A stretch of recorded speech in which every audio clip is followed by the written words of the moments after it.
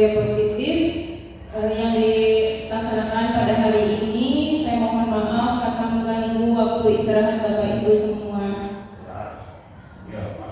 Mangga untuk makanannya dimakan seadanya ya Bapak Ibu, mohon maaf sebelumnya.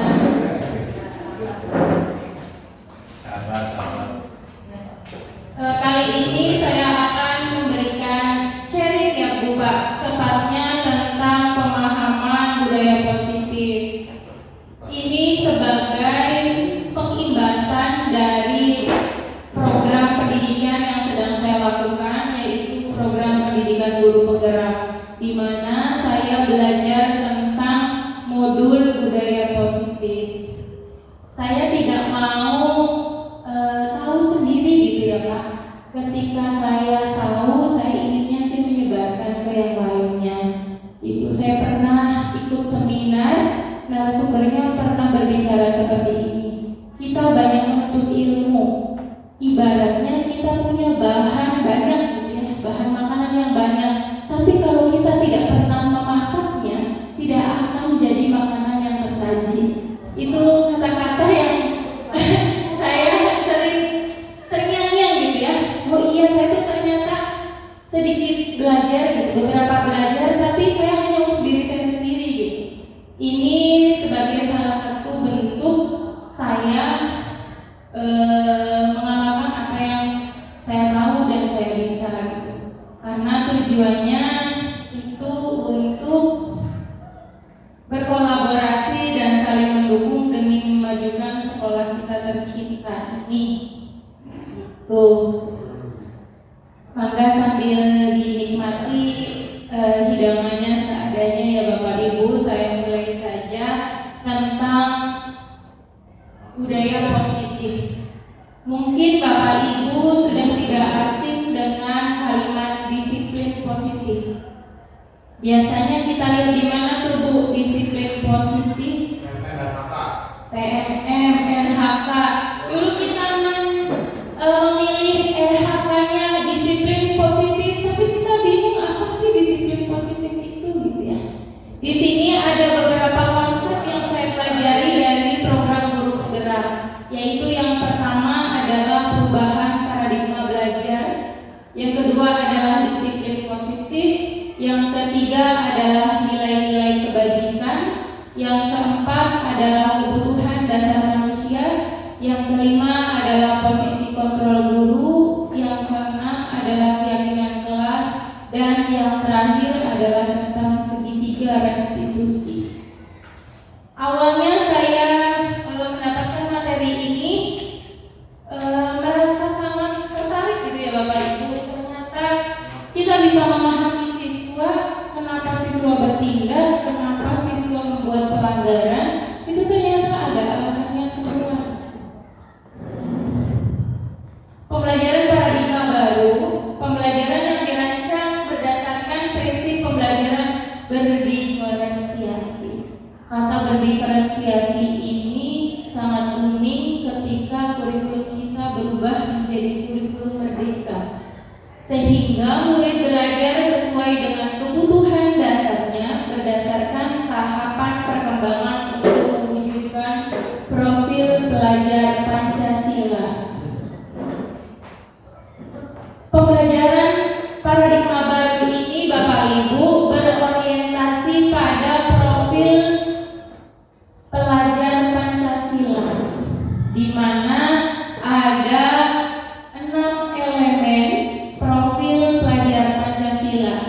Itu mengapa kita ada P5, karena tujuan akhirnya adalah menciptakan murid yang memiliki profil pelajar Pancasila.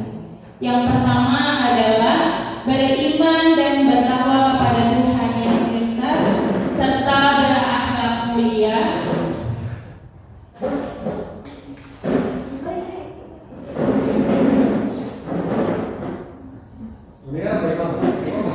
Yang kedua adalah berkebinekaan global. Yang ketiga adalah bergotong royong, kreatif, bernalar kritis, dan mandiri. Ini akan kita wujudkan dalam kurikulum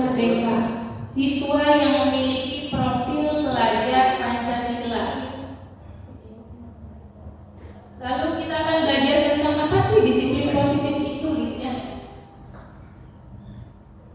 Disiplin positif berasal dari kata disiplina yang artinya belajar. Ini menurut Diana Goser. Disiplin mengacu pada disiplin diri yang memiliki tanggung jawab terhadap apa yang dilakukan berdasarkan nilai-nilai yang diyakini untuk mencapai tujuan. Ini sejalan dengan pandangan Ki Hajar Dewantara. Kita mengacu pada filosofi Ki Hajar Dewantara. Yang kedua, disiplin positif yaitu salah satu cara penerapan disiplin yang bertujuan untuk menumbuhkan kesadaran pada murid tanpa adanya harapan reward atau ancaman atau hukuman.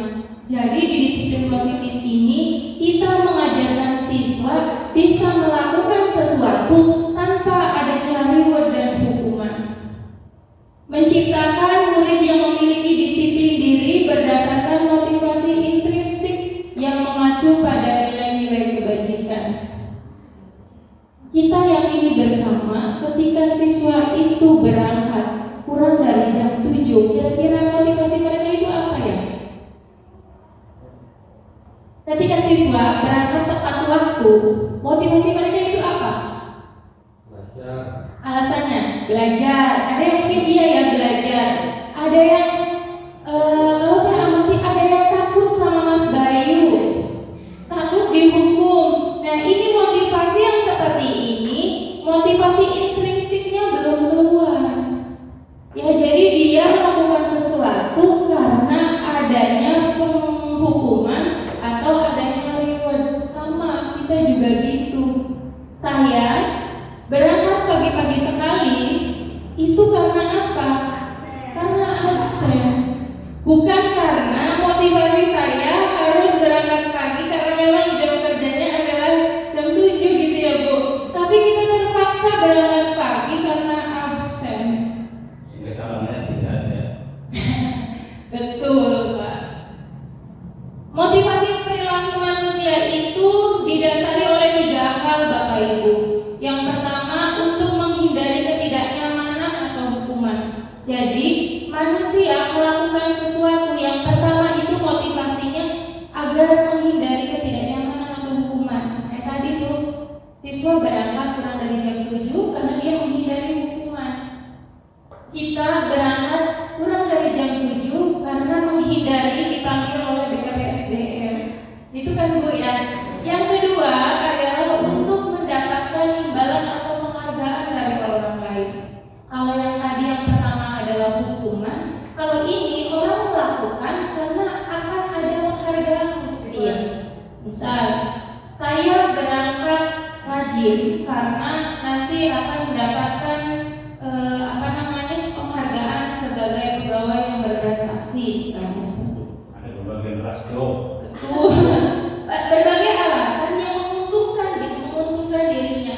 Tapi ada motivasi yang ketiga yang kita harapkan ini terbentuk kepada murid kita, yaitu untuk menjadi orang yang rela inginkan dan menghargai dirinya sendiri dengan nilai-nilai yang mereka percayai. Misal, saya contohkan Bu Haji Nikoh. Bu, Ibu kenapa kalau jam belajarnya Ibu berbunyi, Ibu langsung ke kelas? Laksanakan tugas. Ada lagi nggak Bu? Tanggung jawab ya Bu. Ada rasa tanggung jawab gitu. Sehingga ada ataupun tidak ada kepala sekolah tetap masuk. Karena nilai kebajikannya sudah tertanam di hati bahwa saya harus bertanggung jawab. Ini juga berlaku untuk siswa. Itu ya. Jadi tujuan dari disiplin positif adalah menanamkan motivasi yang ketiga ini pada murid-murid kita, yaitu untuk menjadi orang yang mereka inginkan dan menghargai diri sendiri dengan nilai-nilai yang mereka percaya. Kalau misalnya saya belajar itu karena saya memang ingin belajar gitu. Karena memang saya ingin mengasah kemampuan saya. Itu berarti nilainya eksklusif. Tapi saya ikut CGP karena saya ingin menjadi kepala sekolah besar. Karena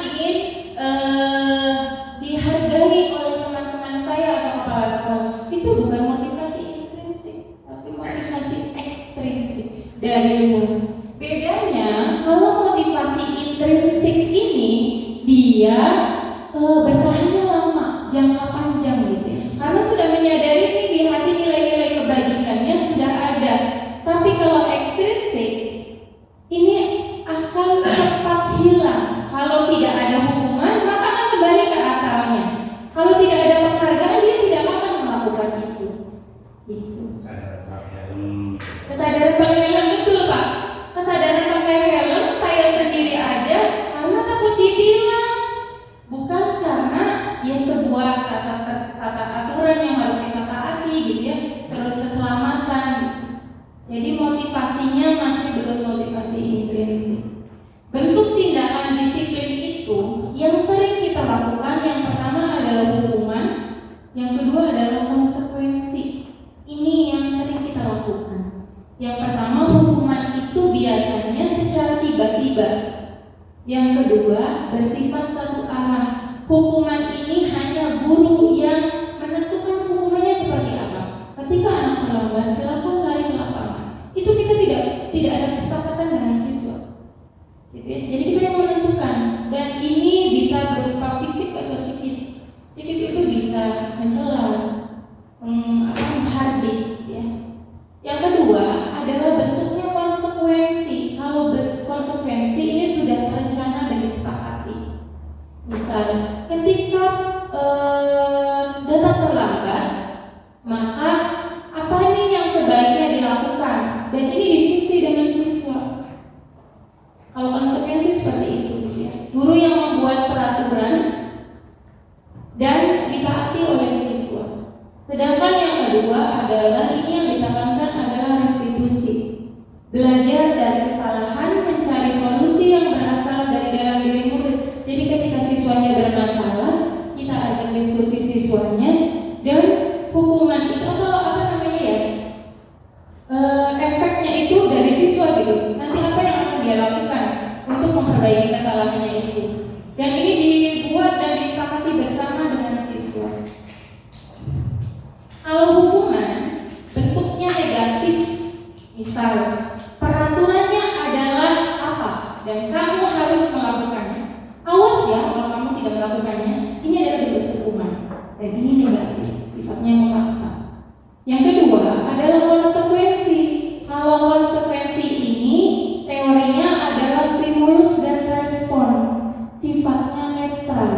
Apa peraturannya? Kita ingatkan ke anak, peraturannya apa?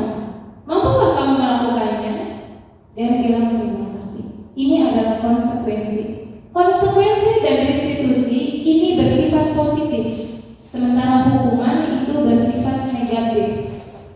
Kalau restitusi, apa yang kamu yakini? Kita tanyakan nilai-nilai kebajikan yang ada di dalam diri siswa. Yang kedua, apa yang kamu bisa lakukan untuk memperbaiki masalah ini? Ini adalah restitusi, sifatnya positif. Dan ini yang akan dikembangkan, yaitu tentang restitusi. Kita tebak-tebakan ya Bapak Ibu. Kita memilih hukuman atau konsekuensi. Yang pertama, lari mengelilingi lapangan basket 2 kali karena terlambat hadir di sekolah. Hukuman atau konsekuensi? Hukuman ya, kita lihat. Hukuman. Yang kedua, membersihkan coretan yang dibuatnya di meja tulis. Apa? Konsekuensi. Kenapa konsekuensi? Mempertanggungjawabkan, dan ini sesuai, misalnya dia mencoret-coret meja tulis di meja tulis gitu ya, dia tapi dia juga membersihkannya setelah dia melakukan kesalahan. Ini masih nyambung gitu dengan kesalahan yang dia lakukan.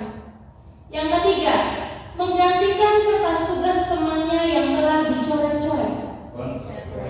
Konsekuensi. Yang keempat, murid diminta untuk push up 15 kali karena tidak menggunakan masker ke sekolah. Hukuman. Ya karena tidak nyambung gitu. Berdiri di depan kelas sambil mengangkat kaki satu karena tidak bisa menjawab pertanyaan. Lari mengelilingi lapangan basket 2 kali karena terlambat 10 menit untuk pelajaran Apa ini kira-kira? Lari mengelilingi lapangan basket 2 kali karena terlambat 10 menit untuk pelajaran PJ. Konsekuensi. Ya, karena dalam pelajaran olah PJOK, lari itu termasuk dalam pembelajaran. Sebagai pendidik, tujuan kita adalah menciptakan anak-anak yang memiliki disiplin diri sehingga mereka bisa berperilaku dengan mengacu pada nilai-nilai kebajikan universal dan memiliki motivasi intrinsik bukan ekstrinsik. Yang kita kejar adalah kita bisa menyadarkan siswa untuk memiliki nilai-nilai kebajikan. Apa sih nilai-nilai kebajikan itu gitu ya? Nilai kebajikan adalah sifat-sifat positif manusia yang merupakan tujuan mulia yang ingin dicapai setiap individu. Ada miskonsepsi nih Bu. Miskonsepsi itu salah tafsir gitu ya tentang teori kontrol menurut Dr. William Weiser. Yang pertama adalah ilusi guru mengontrol murid. Kita berpikir bahwa kita bisa mengontrol murid. Tapi ini salah. Pada dasarnya kita tidak bisa mengontrol mereka. Kalau misalnya mereka menurut ke kita, mereka mengizinkan karena mereka mengizinkan.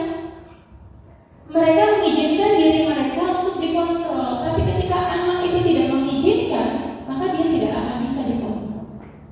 Yang kedua adalah bahwa semua penguatan positif efektif dan bermanfaat. Ternyata bentuk-bentuk kontrol dalam jangka waktu tertentu, kemungkinan murid tersebut akan menyadarinya dan mencoba untuk menolak rujukan kita, atau bisa jadi murid tersebut menjadi tergantung pada pendapat sang guru untuk berusaha. Jadi penguatan positif, efektif dan bermanfaat ini tidak selamanya benar gitu. Ketika kita selalu menguatkan penguatan positif, maka anak-anak akan tergantung pada kita. Karena ini motivasinya adalah motivasi ekstrinsik, motivasi dari gurunya. Kalau gurunya selalu memberikan penguatan, dia akan melakukannya. Tapi ketika gurunya tidak melakukan, maka dia tidak akan melakukannya. Yang ketiga adalah ilusi bahwa kritik dan membuat orang merasa bersalah dapat menguatkan karakter. Ini yang sering saya lakukan. Saya sering membuat siswa saya merasa bersalah ketika dia melakukan pelanggaran dengan cara kamu nggak kasih sama ibu biasanya. Dan ini menggunakan kritik dan rasa bersalah untuk mengontrol murid menuju pada identitas gagal. Ternyata hal itu akan menuju pada identitas gagal. Mereka akan merasa bersalah dan merasa tidak percaya diri karena sudah menyakiti orang lain. Yang keempat, bahwa orang dewasa memiliki hak untuk memaksa. Banyak orang dewasa yang percaya bahwa mereka memiliki tanggung jawab untuk membuat murid-murid berbuat hal-hal tertentu. Ini yang masih kita sering lakukan. Nah, gimana sih mengubah paradigma stimulus respon ke pendekatan teori kontrol gitu ya?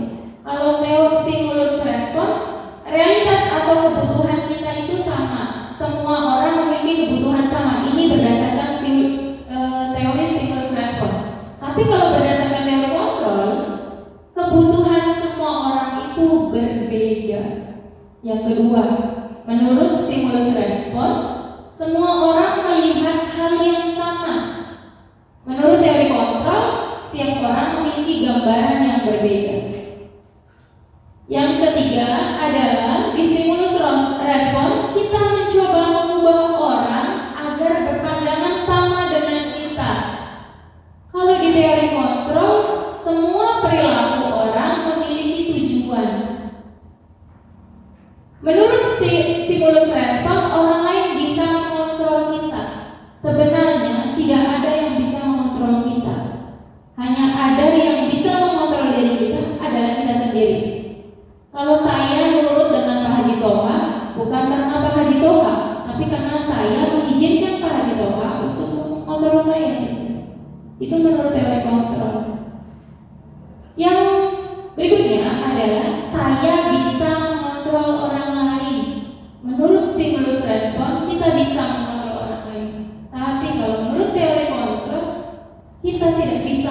mengontrol orang lain, karena yang bisa mengontrol orang lain itu ya diri mereka sendiri.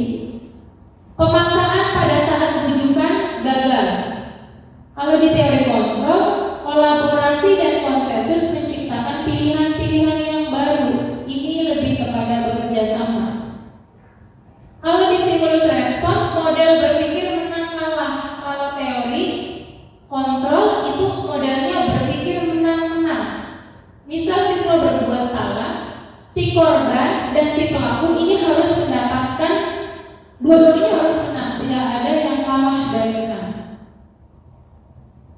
Ini adalah contoh nilai kebajikan universal. Yang pertama adalah kalau untuk murid gitu ya, ada profil pelajar Pancasila. Yang kedua adalah keterampilan hidup, life skill, contohnya dapat dipercaya, lurus hati, pendengar yang aktif, tidak merendahkan orang lain, dan memberikan yang terbaik dari diri. Menurut Ibo Primarius Program atau PYP, ada nilai kebajikan toleransi, rasa hormat, integritas, mandiri, menghargai, antusias, empati, keingin-tahuan, kreativitas, kerjasama, percaya diri, dan komitmen. Ini adalah nilai-nilai kebajikan yang perlu kita terapkan ke anak-anak kita. Lalu materi yang selanjutnya adalah tentang kebutuhan dasar manusia. Segala sesuatu yang kita lakukan untuk mendapatkan apa yang diinginkan. Seluruh tindakan yang kita lakukan memiliki tujuan tertentu. Jadi semua orang melakukan sesuatu itu untuk memenuhi kebutuhan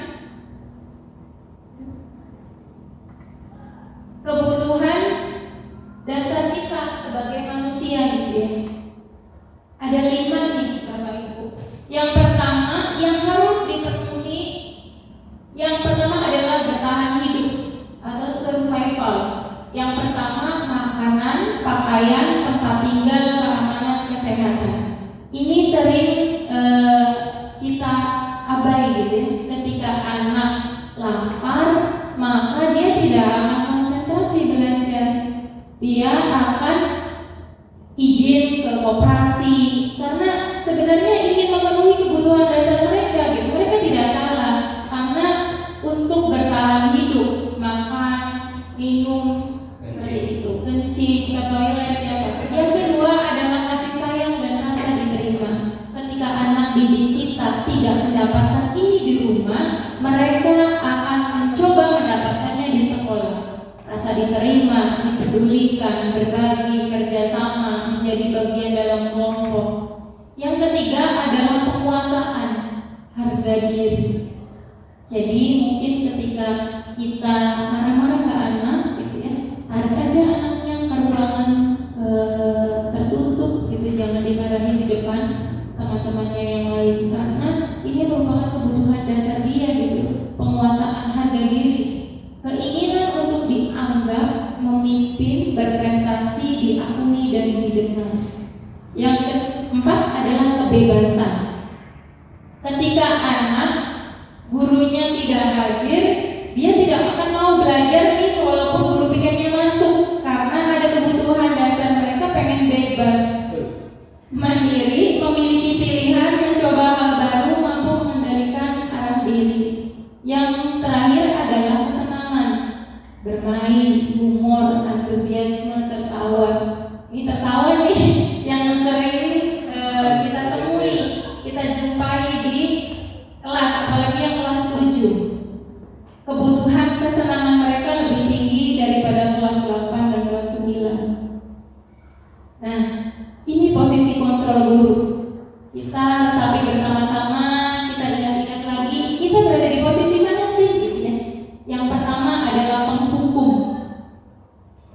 Apa sih contoh tindakannya? Membentak, menyindir, menghardik murid, hukuman verbal atau fisik. Ini adalah ini adalah posisi kita sebagai penghukum. Yang kedua, pembuat merasa bersalah, menyalahkan murid tapi dengan nada tenang.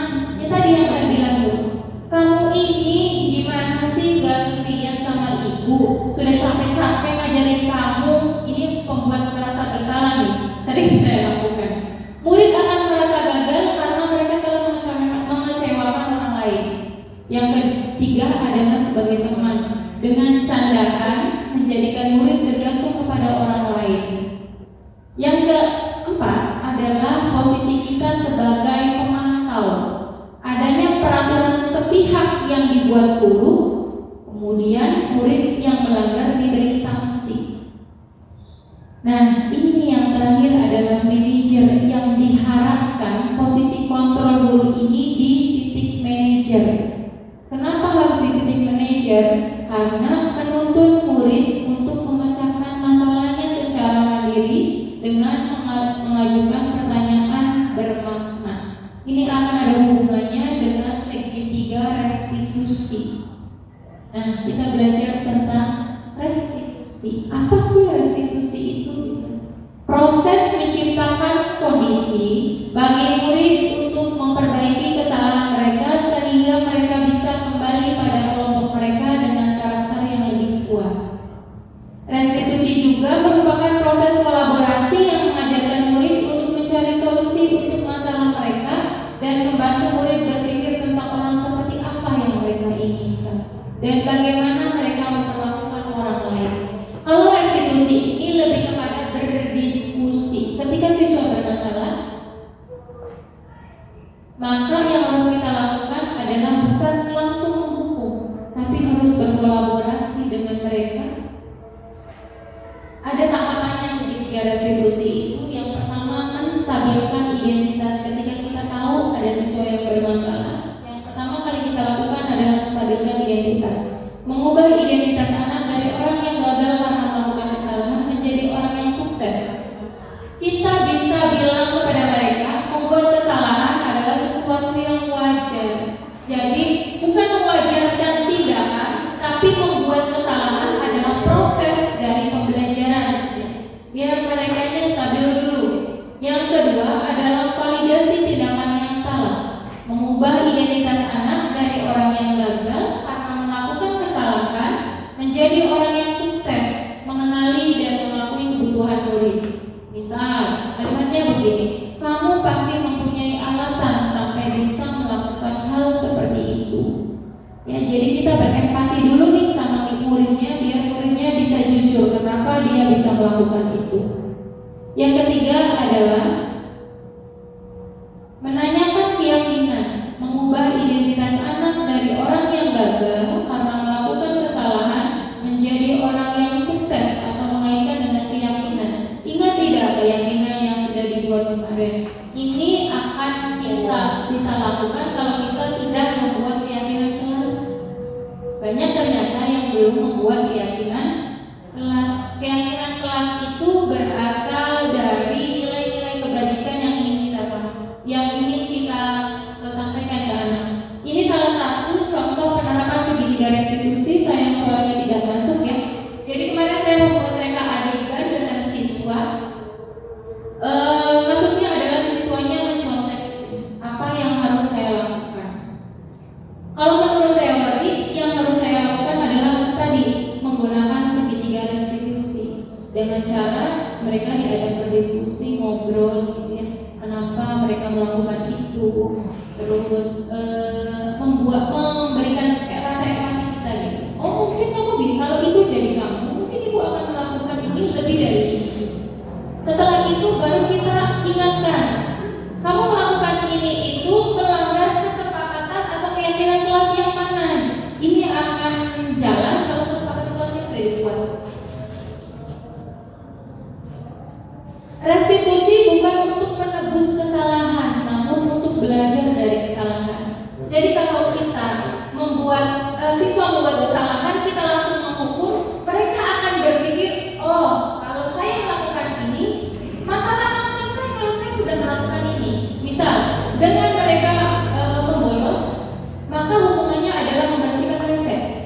Menurut mereka ikhlas tuh, oh berarti ikhlas kesalahan saya. Ketika saya membolos dan saya sudah menyelesaikan membersihkan WC, masalah saya selesai. Gitu. Kalau restitusi tidak. Namun mereka harus belajar dari kesalahan tersebut. Yang kedua, restitusi memperbaiki hubungan. Yang ketiga, restitusi adalah tawaran, bukan paksaan. Jadi kita memberikan tawaran kepada siswa, apa yang bisa kamu lakukan untuk memperbaiki hal ini gitu. Jadi ini, misal siswa berantem dengan temannya, ketika si temannya yang jotos-jotosan kita beri hukuman, ini akan menimbulkan dendam. Ya kalau direstitusi ini tidak, karena posisinya bukan menang dan kalah. Yang menang adalah yang korban, yang kalah adalah yang melakukan. Kalau direstitusi ini posisinya adalah harus menang semua. Si korban mendapatkan keadilan intinya ya. Yang kesalahannya ini bukan tidak diberi hukuman, tapi mereka disadarkan terhadap apa yang sudah mereka lakukan. Restitusi menuntut untuk melihat ke dalam diri. Tadi itu kalau ditanyain kesepakatan apa yang sudah kalian langgar. Kalau saya sudah membuat kesepakatan kelas dengan anak, misal tidak boleh bolos, tapi kalau melakukan kesepakatan itu kalimatnya positif gitu. Restitusi mencari kebutuhan dasar yang mendasari tindakan. Ketika anak ribut, kita tidak langsung menyalahkan kenapa anak itu ribut, tapi kita mencari tahu dulu nih, kenapa ya anak bisa ribut? Apa jam siang nih, jamnya ngantuk nih, jamnya lapar nih. Betul. Restitusi fokus pada karakter, bukan tindakan. Jadi bukan soal tindakan yang dilakukan, tapi perilakunya seperti apa nantinya gitu, karakter yang akan dibentuk. Restitusi fokus pada solusi. Restitusi mengembalikan murid yang berbuat salah pada kelompoknya. Ketika murid ini mengakui kesalahan, dia juga memberikan solusi bagaimana cara memperbaikinya, maka dia akan kembali dengan kelompoknya dengan penguatan karakter. Nah ini keyakinan kelas nih. Cuma yang kelasnya belum ada keyakinan kelas atau kesepakatan kelasnya. Keyakinan kelas itu nilai kewajiban universal yang disepakati secara tersirat dan tersurat lepas dari latar belakang suku, negara, bahasa maupun agama. Nah ini sudah saya lakukan di kelas 8C kemarin. Kenapa sih kok bukan peraturan kelas? Kenapa harus kesepakatan atau keyakinan kelas? Kalau peraturan sifatnya memaksa, kalau kesepakatan ini sifatnya adalah diskusi gitu dengan siswa. Ketika kalian melakukan ini maka akan begini gitu ya. Jadi hukuman itu kalau direstitusi adalah hal yang sangat dihindari. Itu adalah hal yang terakhir gitu. Paling terakhir kalau sudah tidak bisa banget tuh ya dihukum gitu. Tapi sangat dihindari sekali. Nah ini ketentuan dalam sebuah keyakinan kelas. Pertama, menentukan nilai kebajikan universal. Yang kedua, memilah sesuai dengan nilai kebajikan, mengubah menjadi kalimat positif dan dijadikan keyakinan kelas dan dipajang. Gitu. Ada yang ingin ditanyakan? Terima kasih. Ada yang ingin ditanyakan? Apa? Dari yang sudah dipaparkan tadi gitu.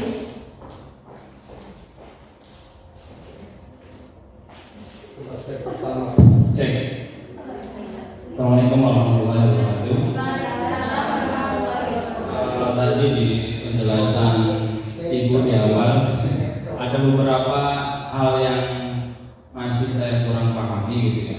Di situ ada penerapan disiplin positif di sekolah dengan pendekatan holistik. Mungkin tadi ada juga yang menyinggung pendekatan holistik gitu ya. Jadi pertanyaan saya, apa itu pendekatan holistik? Karena pendekatan holistik ini yang pernah saya baca itu sangat dianjurkan dalam penerapan disiplin positif di sekolah gitu. Jadi ada sekolah yang menerapkan disiplin positif itu dengan cara pendekatannya holistik. Nah, apa itu pendekatan holistik? Gitu Bu. Itu pertanyaan saya. Terima kasih. Oke, terima kasih Pak Cahaya sebelumnya gitu ya. Sebenarnya ini sangat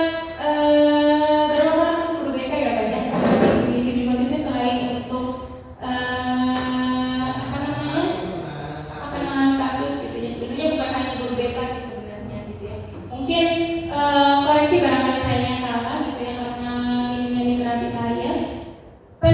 Pendekatan yang holistik itu pendekatan secara menyeluruh gitu. Jadi kita itu tidak bisa hanya melihat dari satu sisi saja gitu, tapi harus melihat secara keseluruhan sih, apa sih yang mendasari mereka untuk melakukan kesalahan misalnya. Tadi itu ada beberapa kebutuhan dasar yang memang harus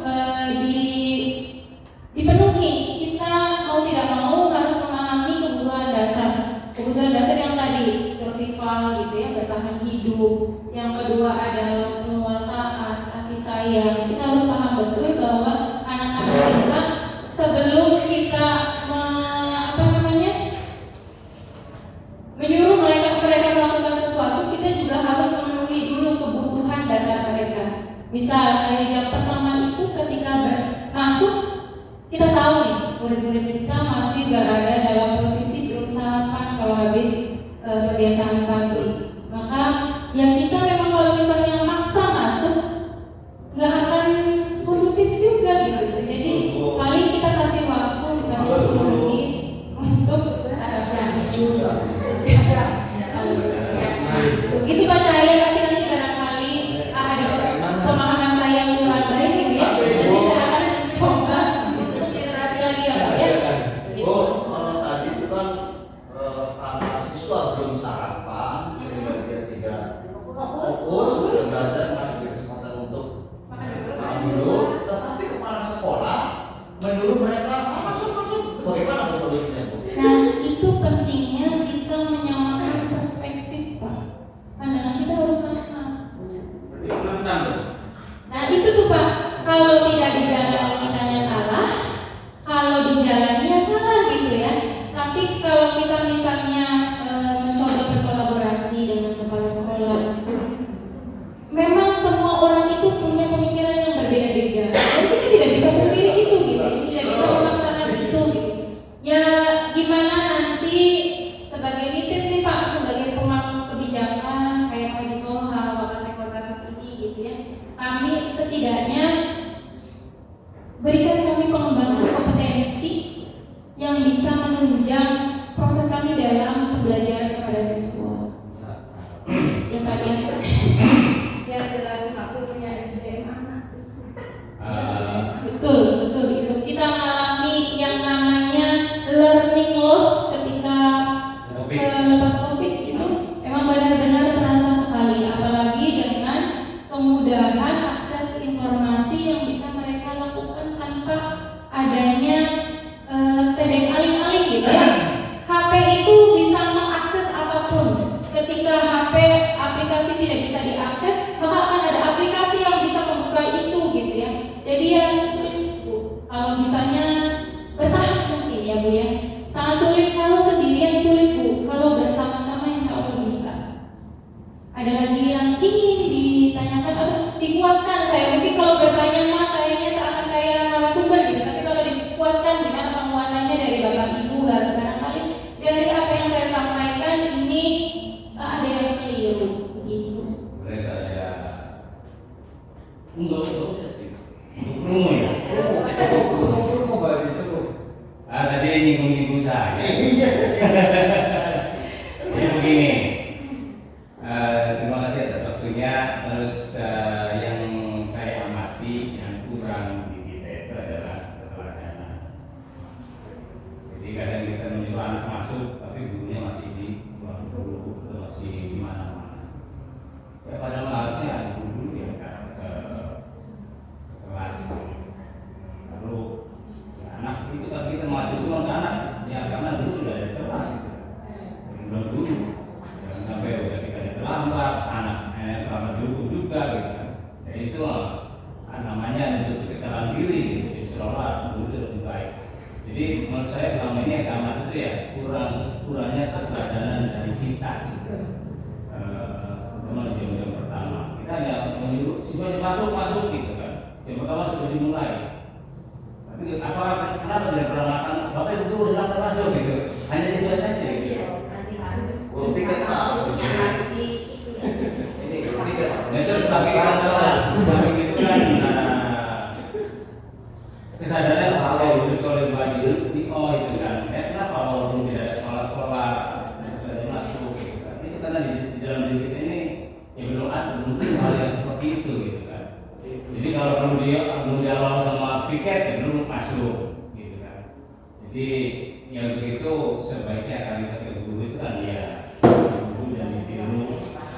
Jadi hendaklah menjadi contoh bagi anak kita bagaimana akan berbuat baik kalau kita disuruh baik.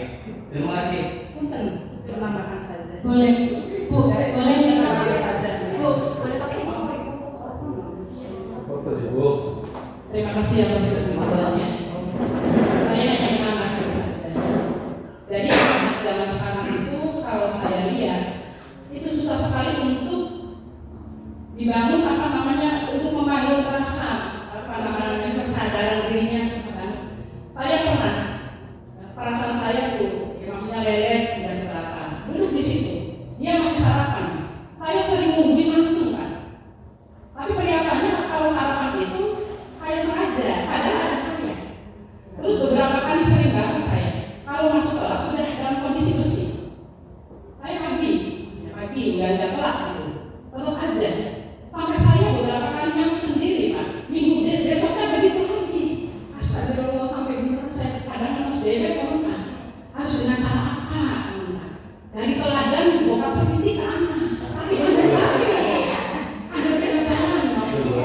nggak jalan jadi yang jelas sumber daya manusianya anak saya pernah kasih ulangan coba hafalkan 5 soal ulangan minggu depan saya keluarkan 2 soal yang saya lihat anak kelihatannya nggak ada yang belajar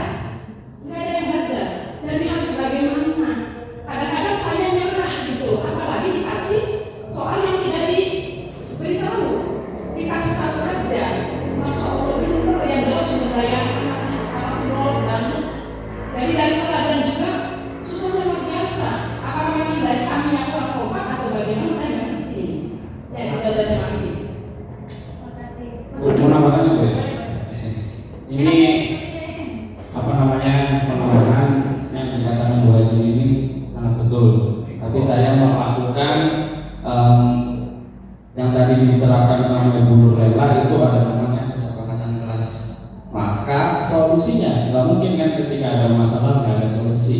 Gitu. Solusinya ketika ya mungkin kayak saya misalkan masuk nih ke kelas awal pembelajaran itu ada kesepakatan kelas yang dimana kesepakatan kelas itu guru yang memberikan hal-hal yang harus disepakati sama siswa dan siswanya juga tidak memberatkan.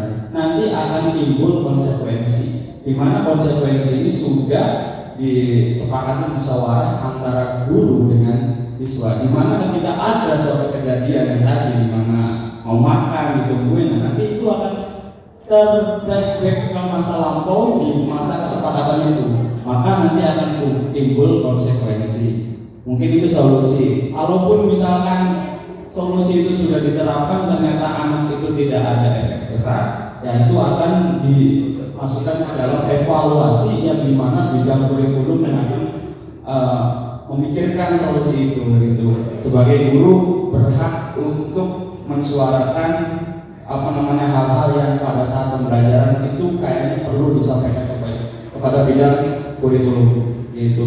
Dan pertanyaan saya ya Ibu, mengingat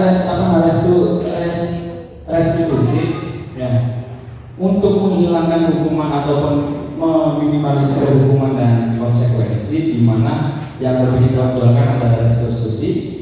Pertanyaan saya, apa peran sekolah untuk meningkatkan restitusi ini terhadap gurunya terus ke siswa sehingga termuncullah disiplin positif baik terhadap gurunya maupun terhadap siswanya. Itu Bu. Tadi penambahan yang betul dikatakan Bu ini mungkin saya ada solusinya, barangkali ada solusi yang lain. Tanggapan silakan dan itu pertanyaan saya. Terima kasih. Terima kasih Pak Cahaya sebelumnya. Permasalahannya kompleks ya Bapak Ibu. Kita tidak bisa menyelesaikan semuanya dalam satu waktu gitu. Memang harus diurai satu-satu nih gitu. Kalau tadi kita ke Pak Cahaya dulu ya. Kenapa? Gimana cara meminimalisir hukuman untuk terhadap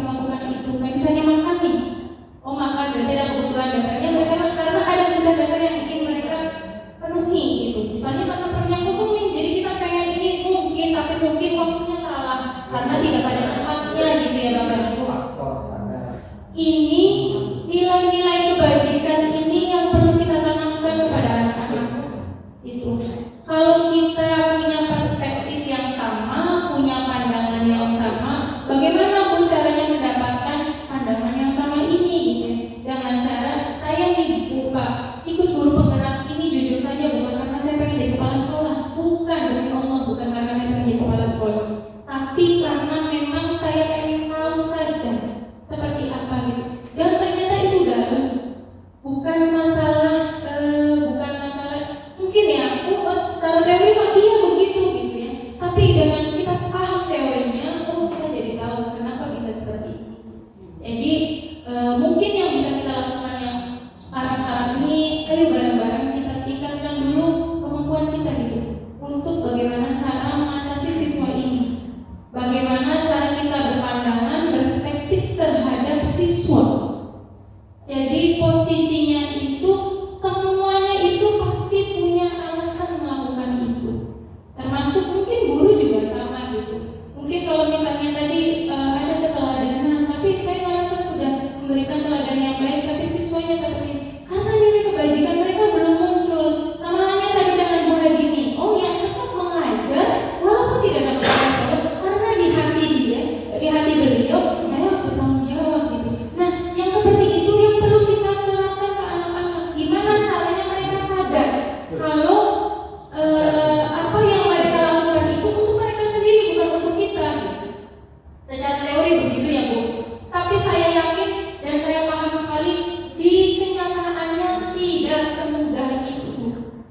Tidak semua permasalahan bisa diselesaikan dengan restitusi, tidak semua. Kenapa? Karena kayak misal permasalahan siswa yang hamil di luar nikah ketika SMP, kita nggak bisa berdiskusi ke siswa kenapa kamu melakukan itu dan mereka tidak ada efek untuk misalnya tetap belajar di sekolah, nggak bisa, peraturannya nggak boleh ya Bu. Ketika siswa menikah, siswa hamil, mereka tidak bisa sekolah di sekolah formal, itu tidak bisa direstitusikan. Hanya untuk masalah-masalah tertentu yang bisa diajak diskusi. Kayak misal siswa membuat kerusakan, itu juga sama, tidak bisa direstitusikan karena ada yang dirugikan, ada sesuatu yang dirusak gitu. Berkelahi pun sama. Tapi kalau misalnya anak bolos, anak makan di dalam kelas, mungkin masih bisa kita restitusikan gitu. Cuman ini kalau kesadaran siswanya minim, sulit Bu, sulit sekali. Kalau kesadarannya Jadi itu masalah satu anak yang cinta kan dia udah berminggu-minggu tidak masuk, sekarang ngomong lagi. Bahkan anaknya juga temannya yang juga kayak bola kita majlis pindah. Nah, anak yang seperti ini apakah didiamkan atau diterima kembali? Jadi kalau misalnya menyelamatkan siswa yang belum seperti itu, ya keluarkan satu orang ini korbannya. Jadi jangan menyelamatkan anak itu sehingga sikap dia itu bukan diteladani, hal yang buruk nanti akan diikuti oleh yang lain. Jadi nanti banyak muncul cita-cita yang lain. Saya udah sering loh, udah berapa kali, tapi sekarang baru muncul sekali. Nah ini harus disikapi anak seperti ini. Jadi jangan sampai kasihan dan wajibnya harus diselamatkan, bukan menyelamatkan anak ini, tapi mengobrolkan yang lainnya. Itu maksudnya. Kayak citra nih memang harus harus proses menurut saya, karena jangan sampai teman yang lainnya akan meremehkan yang tadinya rajin, akhirnya citra jadi sempurna kembali itu. Nah itu kan dia masukan dari satu orang anak itu yang saya tahu buat bagaimana. ya mungkin ya Bu, kayak tadi permasalahan itu sebenarnya banyak di sebenarnya di kasus yang lain juga ada gitu ya.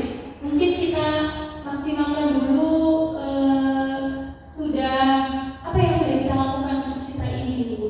Maksudnya penyelesaiannya seperti apa yang sudah dilakukan, apakah sudah merevisi, apakah sudah dilakukan pendampingan, terus kenapa memang dia kenapa dia bisa tidak berangkat sekolah gitu. Karena berarti belum pernah mempunyai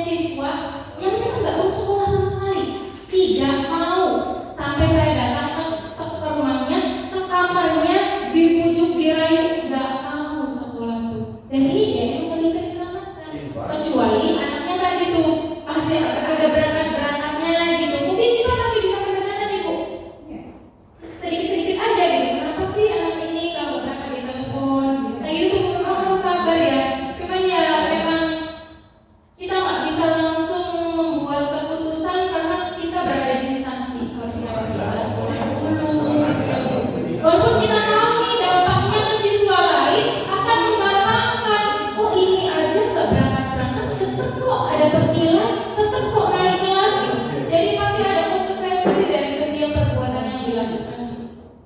Mungkin gitu sih Bapak Ibu, saya juga merasa nih belajar ini nih masih belum banyak tahunya, masih sedikit sekali saya pahami, tapi lebih ada sedikit yang bisa saya pahami, saya ingin berbagi gitu. Tapi ini tidak serta-merta bahwa saya menguasai konsep ini, enggak. Cuma saya ingin berbagi aja apa yang sudah saya pelajari. Barangkali ada kekeliruan, mohon diluruskan gitu ya Bapak Ibu, karena saya juga manusia biasa. Mungkin pemahaman saya terhadap suatu teori itu salah. Kita gimana caranya, ayo bareng-bareng gitu tuh tidak mengedepankan hukuman mahasiswa. Karena ini efeknya ternyata Bu, penghargaan aja, kita ngasih penghargaan itu merupakan bentuk hukuman bagi siswa. Penghargaan itu saja kita memberikan ranking 1, itu adalah hukuman bagi ranking 2. Ranking yang tidak dapat ranking dia merasa terhukum. Kok saya enggak ranking 1 gitu, kok saya berada di posisi atas. Dan penghargaan juga merusak hubungan ternyata Bapak Ibu. Kalau menurut teorinya dokter saya lupa gitu ya, bahwa penghargaan ini menciderai hubungan. Ketika kita memberikan penghargaan dan memberikan pujian kepada siswa yang lain akan iri, dan ini merusak hubungan. Begitu supportnya dari orang tua. Betul. Kita ini tidak bisa, kita ngajarin anak di sekolah nggak bisa. Memang harus bermitra dengan orang tua. Kita disiplin positif di sekolah, tapi kalau di rumahnya dia tidak melakukan disiplin positif orang tuanya, ya sama aja, nggak bisa gitu. Jadi memang harus bermitra dengan orang tua. Ini juga yang dipesankan oleh Pak Kadis dan pihak BPJP Jawa Barat. Ya, jadi memang bermitra dengan orang tua itu sangat penting. Iya Bu, jadi kita nggak bisa tuh sendirian juga bisa. Saya yakin kalau cuma sekolahan saja yang bergerak, nggak akan maksimal hasilnya. Tapi kalau di rumahnya juga ikut bergerak, mungkin akan lebih maksimal. Tapi kita juga lihat lagi nih pendidikan orang tua yang tidak maksimal, tidak apa sih namanya, pendidikannya mungkin bisa dikatakan tidak memadai untuk mengajari anak seperti yang di sekolah gitu. Gimana, ada yang di penguatan lagi barangkali?